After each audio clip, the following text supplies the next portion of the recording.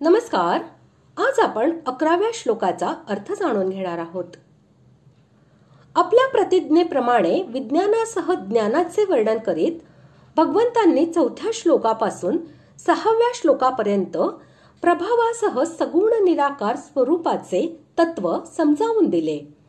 नंतर 7व्या श्लोकापासून 10व्या श्लोकापर्यंत सृष्टी रचनादी सर्व कर्मांबद्दल स्वतःची असंगता आणि निर्विकारता दाखवून त्या कर्माच्या दिव्यतेचे तत्व सांगितले.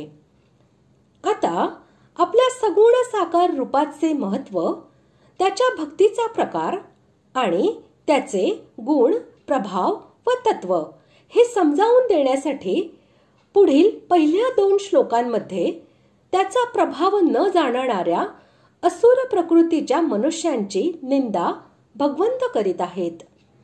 श्लोक 11. अवजानन्ति मां मूढा मानुषीं तनुमाश्रितं परं भावमजानन्तो मम भूतमहेश्वरम्.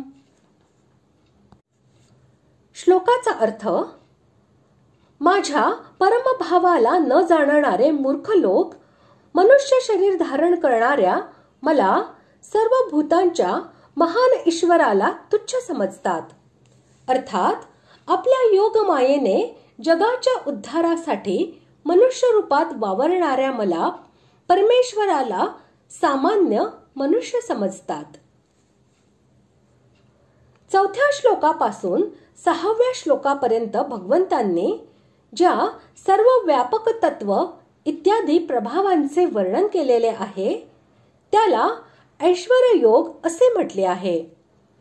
तसेच 7व्या अध्यायातील 24व्या श्लोकात परमभाव न जाणण्याची गोष्ट सांगितली आहे. भगवंताच्या त्या सर्वोत्तम प्रभावाचे वाचक येथे परम या विशेषणासह भावम हे पद आहे.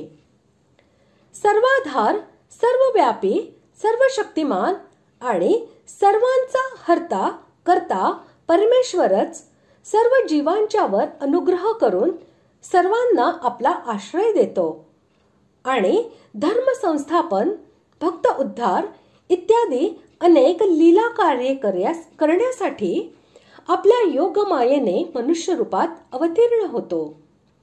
हे रहस्य न समजणे आणि त्याच्यावर विश्वास न ठेवणे म्हणजेच तो परमभाव न जाणणे हे होय. पुढील श्लोकात ज्यांना राक्षस व आसुर प्रकृतीचा आश्रय घेणारे असे म्हटले आहे, 7व्या अध्यायातील 15व्या श्लोकात ज्यांचे वर्णन आहे आणि 16व्या अध्यायातील 4थ्या तसेच 7व्या पासून 20व्या श्लोकापर्यंत ज्यांची विविध लक्षणे सांगितली आहेत, अशाच आसुरी संपदेच्या मनुष्यांसाठी मूढा या पदाचा प्रयोग झाला आहे. भगवंतांचा वरील प्रभाव न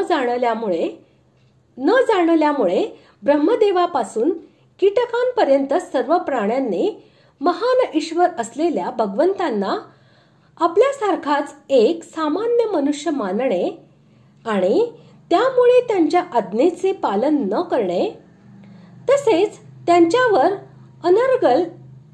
अनर्गल दोषारोपण करणे म्हणजेच त्यांची अवज्ञा करणे होय.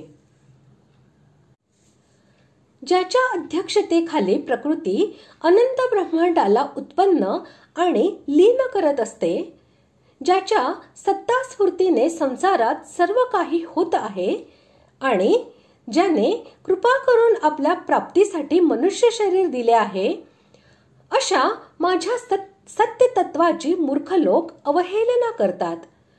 ते मला न मानता उत्पत्ती विनाशशील पदार्थांनाच सत्य मानून त्यांचा संग्रह करणे आणि भोग भोगणे यातच मग्न राहत असतात.